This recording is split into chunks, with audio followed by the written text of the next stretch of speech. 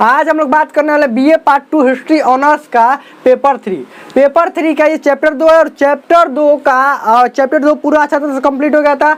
इसका objective question भी complete हो गया था और अब हम लोग सब्जेक्टिव क्वेश्चन देखेंगे, यानी कि लॉन्ग क्वेश्चन। अगर इससे पहले वाला भाग का वीडियो नहीं देखे हैं, यानी इससे पहले ऑब्जेक्टिव क्वेश्चन और चैप्टर नहीं पढ़ा है आपने, तो उसका लिंक इसी वीडियो के नीचे डिस्क्रिप्शन में दिया गया, वहाँ से देख सकते हैं, या इसी चैनल पर प्ले लिस्ट बना हुआ है, वहाँ से भी देख सकते हैं। और जैसे ये चैप्टर कंप्लीट होगा, इस चैप्टर का और पिछला वाला दोनों चैप्टर का मॉडल सेट टेलीग्राम ग्रुप में दे दिया जाएगा। अगर टेलीग्राम ग्रुप अभी तक ज्वाइन नहीं किए हैं तो टेलीग्राम ग्रुप ज्वाइन कर लीजिए, उसका लिंक इसी वीडियो के नीचे डिस्क्रिप्शन में दिया गया है। या आपको टेलीग्राम ग्रुप में सर्च करना है हिस्ट्री टॉप और आपको टेलीग्राम ग्रुप दिख जाएगा और उसके बाद आपको ज्वाइन कर लेना है। तो चलिए हम लोग शुरू करते हैं। हम लोग पढ़ क्या रहे थे, अरब पर सिंध विजय पढ़ रहे थे, यही चैप्टर था, अरबों का सिंध विजय पढ़ रहे थे। तो इसमें क्वेश्चन क्या है, एक ही जो मोस्ट इंपॉर्टेंट क्वेश्चन आता है, ध्यान रखिएगा, एक ही क्वेश्चन है जो कि मोस्ट इंपॉर्टेंट है। अब इसको कई तरीके से क्वेश्चन पूछा जा सकता है। कैसे क्वेश्चन पूछा जाता है, आप देखिए प्रीवियस ईयर में 1-2 बार क्वेश्चन पूछा जा चुका है। कैसे पूछा जा चुका है, ध्यान समझिएगा। सिंध पर अरबों की विजय की व्याख्या कीजिए, सिंध पर अरबों की विजय की व्याख्या कीजिए, या अरबों द्वारा सिंध विजय के कारणों एवं परिणामों की व्याख्या कीजिए। ऐसे भी ये क्वेश्चन आया है, या क्वेश्चन ऐसे भी आया है कि अरबों द्वारा सिंध पर या सिंध विजय के कारणों की विवेचना करें। या अलग ऐसे भी आया है कि अरबों द्वारा सिंध पर आक्रमण के बाद उनके प्रभावों की विवेचना करें। ऐसे भी ये क्वेश्चन आया है। यानी कई तरीका से एक ही क्वेश्चन को पूछ दिया जाता है, तो उसका आंसर इसी तरह से लिखेंगे, ध्यान रखिएगा, इसी तरह से सभी क्वेश्चन का आंसर इसी तरह से लिखेंगे। आप कहेंगे कि एक क्वेश्चन तो अलग अलग है, लेकिन क्वेश्चन एक ही तरह, आंसर एक ही तरह से कैसे लिखेंगे? इसलिए लिखेंगे कि इस आंसर में सब चीज़ का वर्णन करेंगे। सब चीज़ का मतलब उसका कारण, परिणाम, मतलब सब कुछ का वर्णन करेंगे। इंट्रोडक्शन लिखेंगे, उसके बाद मध्य भाग लिखेंगे और उसके बाद अंतिम निष्कर्ष लिखेंगे। चलिए तो शुरू करते हैं। और इसमें एक आपको मैप भी बनाना होगा। मैप बनाने के लिए, मैप यानी कि मानचित्र, तो मैप बनाने के सिखाए थे कि भारत का मैप, उस समय जब चैप्टर पढ़ा रहे थे तो क्या सिखाते हैं, भारत का मैप इधर था और अरब वाला इधर था मैप, तो ये दोनों को बना देना है। अभी बनाकर हम दिखाएंगे। चलिए लिखेंगे, सबसे पहले इंट्रोडक्शन लिखेंगे। क्या लिखेंगे? सिंध को अरबों द्वारा 712 ईस्वी में, 712। और एक बात, अभी आप लोग नोट्स बनाते जाइए, नहीं तो बहुत सारे बच्चे अंतिम में कहते हैं कि नोट्स दीजिए। अरे नोट्स खुद से बनाना होता है, तो आप अभी भी क्या कीजिए, नोट्स बनाते जाइए। ध्यान रखिएगा, अभी आपको क्या करना है, नोट्स बनाते हुए आगे बढ़ना है, उसको कॉपी पर लिखते हुए जाना है और अंत तक आपको ये पूरा क्वेश्चन का आंसर याद हो जाएगा। ध्यान रखिएगा, बस ध्यान से आपको देखना। तो क्या लिखना, सबसे पहले सिंध को अरबों द्वारा 712 ईस्वी में वास्तविक रूप से विजित किया गया। वास्तविक रूप से विजित किया गया या जीता गया, ऐसे ही लिख सकते हैं, विजित मतलब जीत। वास्तविक रूप से विजित किया गया, इसका अर्थ ये हुआ कि अरबों द्वारा पहले भी सिंध विजय का प्रयास किया जा चुका था, पहले भी सिंध विजय का प्रयास किया जा चुका था, लेकिन मोहम्मद बिन कासिम के आक्रमण के बाद ही सिंध विजय सफल हो पाया। उसके बाद क्या लिखेंगे, मोहम्मद बिन कासिम के विजय के बाद, मोहम्मद बिन कासिम के आक्रमण के बाद ही सिंध विजय सफल हो पाया। और इसके आगे भी और इंट्रोडक्शन में लिखना चाहे तो और भी लिख सकते हैं कि यह प्रयास, सिंध विजय का प्रयास अरबों द्वारा 7वीं शताब्दी से ही प्रारंभ कर दिया गया था। ठीक है। उसके बाद इसमें क्या लिखेंगे, अरबों द्वारा सिंध विजय का कारण, क्योंकि कारण और परिणाम भी हमको लिखना पड़ता है कि आखिर अरबों द्वारा सिंध पर विजय क्यों किया गया, सिंध विजय का कारण। तो लिखेंगे कि अरबों द्वारा सिंध विजय का कारण, अंडरलाइन कर लेंगे, इसमें लिखेंगे अरबों द्वारा सिंध विजय के महत्वपूर्ण या निम्न कारण थे। अरबों द्वारा सिंध विजय के निम्न कारण थे, और सबसे पहले ये लिखेंगे, सबसे पहले 1 नंबर में 8वीं शताब्दी में पश्चिमोत्तर भारत की छिन्न भिन्न राजनीति। और देखिए इसको अंडरलाइन करेंगे और इसमें लिखना शुरू करेंगे। लिखेंगे कि 8वीं शताब्दी, क्योंकि ये 8वीं शताब्दी चल रहा है ना, ये 8वीं शताब्दी, ध्यान रखिएगा, 8वीं शताब्दी चल रहा है। तो क्या लिखेंगे कि 8वीं शताब्दी में, इसमें अंडरलाइन करके लिखेंगे, 8वीं शताब्दी में पश्चिमोत्तर भारत में छिन्न भिन्न राजनीति हो गई थी। यानी कि कोई भी राजा संगठित रूप से नहीं रहता था, और राजा एक बड़े क्षेत्र पर अपना शासन स्थापित न करने की वजह से उनके पास ना बड़ी सेनाएं होती थी, ना बड़ा ही संगठन होता था, न ही कोई महत्वपूर्ण रणनीति होती थी, जिसके कारण वो काफी राजा कमजोर होते थे। ये सब इसमें लिखना है। काफी राजा कमजोर होते थे और आपसी संघर्ष उनका चलता रहता था। वो आपस में ही लड़ते रहते, जिनके कारण और भी कमजोर होते गए और दूसरे राजाओं के आक्रमण करने का मौका मिलता गया। इसी कारण से बाहरी आक्रमणकारियों ने पश्चिमोत्तर भारत पर सबसे अधिक बार आक्रमण किए हैं। और इसी क्रम में मोहम्मद बिन कासिम ने भी 712 ईस्वी में सिंध पर आक्रमण किया। 712 ईस्वी में सिंध पर आक्रमण किया और सिंध को जीत लिया। सिंध पर आक्रमण किया और सिंध को जीत लिया। और यहाँ पर एक आपको मैप बनाना होगा, यहीं पर ये लिखे ना, इसके ठीक साइड में आप मैप बना सकते हैं, ठीक नीचे भी आपको मैप बनाना होगा। कैसे मैप बनाना होगा? एक भारत का मैप बना लेते हैं, थोड़ा सा गलत बन गया है। एक भारत का मैप बना लेते हैं और इधर अरब वाला क्षेत्र को दिखा देंगे। ऐसे मतलब देखिए, ये यहाँ पर नहीं होना चाहिए, ऐसा नहीं कि एकदम परफेक्ट मैप नहीं बनाना है, बस ऐसा समझ में आ जाना चाहिए भारत। इसमें आप भारत लिख सकते हैं और इधर क्या एक अरब, ऐसे करके अरब कर सकते हैं, और अरब यहाँ पर भारत लिख सकते हैं कि ये भारत है, भारत यहाँ पर लिख सकते हैं, क्या भारत लिख सकते हैं, ध्यान रखिएगा। ये अरब और ये भारत लिख सकते हैं। और इससे ये पता चलता है कि हाँ आपको इन सब के बारे में जानकारी है। ये मैप बना दिया, और मैप थोड़ा बड़ा बनेगा ना कॉपी में, तो कॉपी में थोड़ा बड़ा बना दीजिएगा, ठीक है। चलिए आगे बढ़ते हैं। अगला लिखेंगे तत्कालिक कारण लिखकर अंडरलाइन करेंगे। इसमें लिखेंगे, अब तत्कालिक कारण का मतलब बहुत लोगों को समझ में नहीं आता होगा। कारण तो समझ लिए, लेकिन तत्कालिक कारण का मतलब नहीं समझ। तत्कालिक कारण मतलब तत्काल अभी क्या हुआ है। तत्काल मतलब देखिए क्या, समझिए, मान लीजिए आपको उदाहरण से समझाते हैं। कोई भी घर कमजोर है, ठीक है, मिट्टी का घर है, ठीक है, आपको उदाहरण समझाते हैं, समझिए। मिट्टी का ये घर है, ये कमजोर है। क्या है? ये कमजोर है। मिट्टी का घर है, ये कमजोर है, तो कमजोर है लेकिन गिर नहीं रहा है, लेकिन अचानक बारिश हो गया। क्या हो गया? बारिश। और ये घर वैसे ही एकदम गिर गया, तो लोग क्या कहेंगे कि क्यों ये घर गिरा हुआ है? क्या कमजोर था इसलिए कहेंगे? नहीं, सबसे पहला कारण क्या कहेंगे कि ये बारिश हुआ इसीलिए गिरा। यानी कि तत्काल में क्या हुआ? बारिश हुआ तभी ये गिरा। यानी कि तत्काल में जो कारण हुआ रहता है उसी को तत्कालिक कारण बोलते हैं। क्या बोलते हैं? तत्कालिक कारण बोलते हैं, ध्यान रखिएगा। अब तत्कालिक कारण का मतलब समझिए, तत्काल में जो काम हुआ रहता है, पहले से भी बहुत सारे कारण चल रहे होंगे लेकिन उससे कोई मतलब नहीं है। तत्काल में जो हुआ रहता है उसी को क्या बोलते हैं? तत्कालिक कारण बोलते हैं। चलिए, तो तत्कालिक कारण में क्या था, यहाँ पर लिखेंगे। तत्कालिक कारण में सिंगली राजा, सिंगली यानी कि यहाँ पर समझ लीजिए, यहाँ पर ये वाला राजा, ये कौन सा है? श्रीलंका है। यानी सिंगली राजाओं द्वारा अपना सामान अरब में भिजवाया जा रहा था। यहाँ पर क्या लिखेंगे? तत्कालिक कारण में सिंगली राजाओं द्वारा अपना सामान अरब में भिजवाया जा रहा था। इसी क्रम में सिंध के नजदीक में उनके बंदरगाहों द्वारा सिंगली राजाओं का सामान लूट लिया गया। सिंगली राजाओं का सामान लूट लिया गया और वो सामान अरब नहीं पहुंच पाया, जिसके कारण अरब द्वारा सिंध के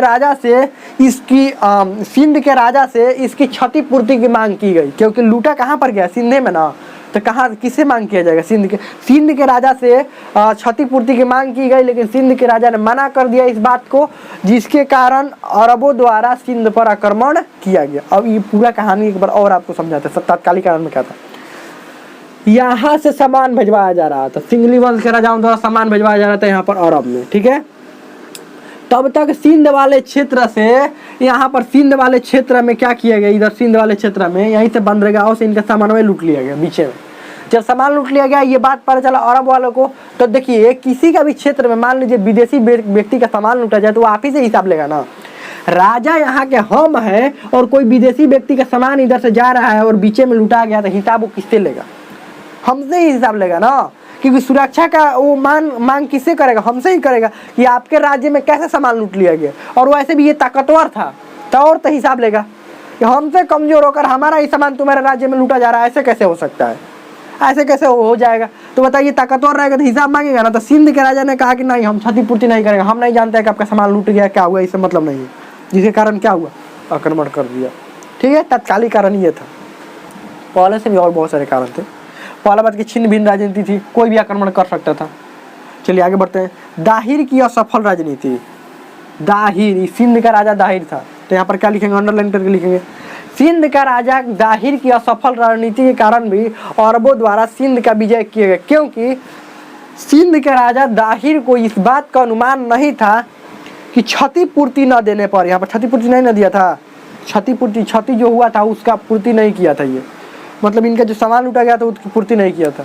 क्षतिपूर्ति न देने के कारण अरबों द्वारा सिंध पर आक्रमण किया जा सकता है, इस बात का राजा दाहिर को बिल्कुल अनुमान नहीं था, जिसके कारण उसने अपना रणनीतिक तैयारी नहीं किया था और रणनीतिक तैयारी न करने की वजह से अचानक आक्रमण होने के कारण सिंध को हार का सामना करना पड़ा और अरबों द्वारा सिंध को जीत लिया गया।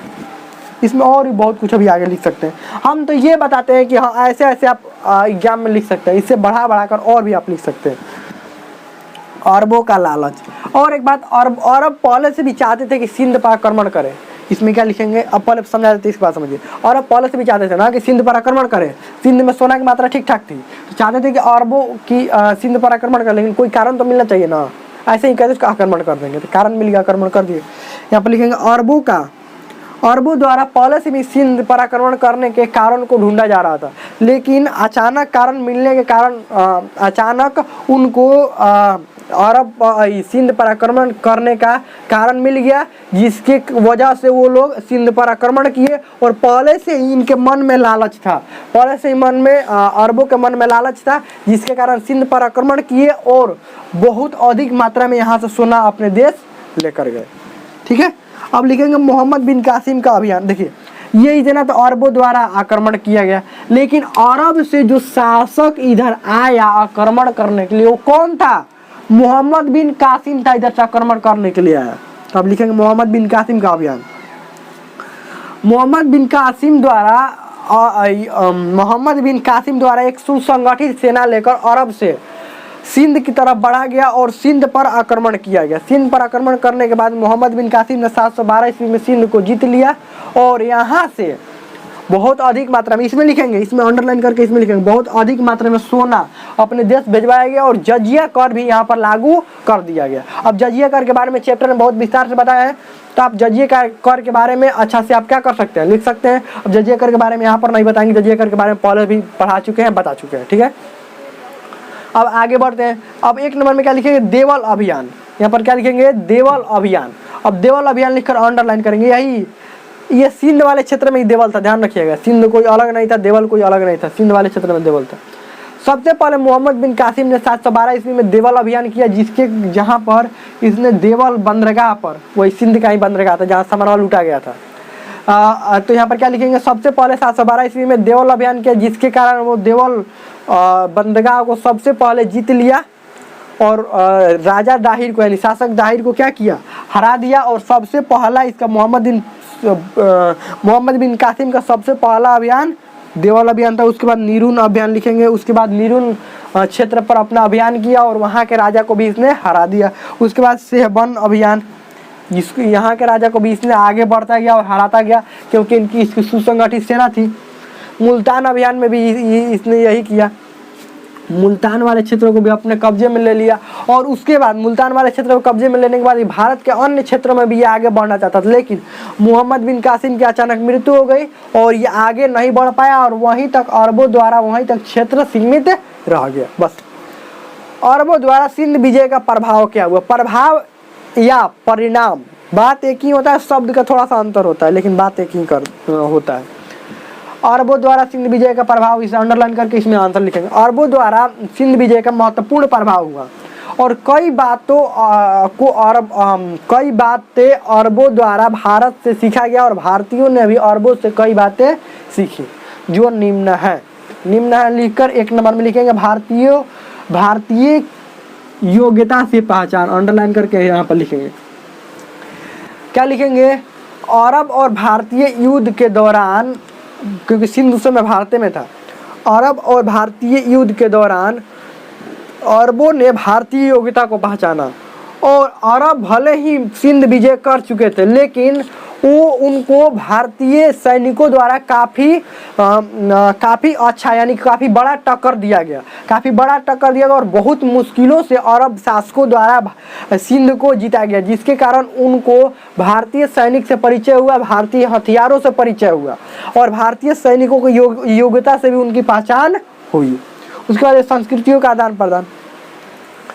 अरबों द्वारा सिंध पर, देखिए सिंध पर आक्रमण करने के बाद ये लोग यहाँ पर शासन स्थापित कर ले। अरबों द्वारा सिंध पर आक्रमण करने के बाद और सिंध और मुल्तान को विजय करने के बाद यहाँ पर उनके द्वारा अपना शासन स्थापित किया गया, अपना शासक नियुक्त किया गया, जिसके कारण अरब और भारत के संस्कृति आदान प्रदान होने लगे। यहाँ का दर्शन, यहाँ के जो भी साहित्य की रचना हुई वो अरब पहुँचने लगा, अरब का साहित्य भारत में आने लगा और संस्कृतियों का आदान प्रदान होने लगा, लोग एक दूसरे को समझने लगे।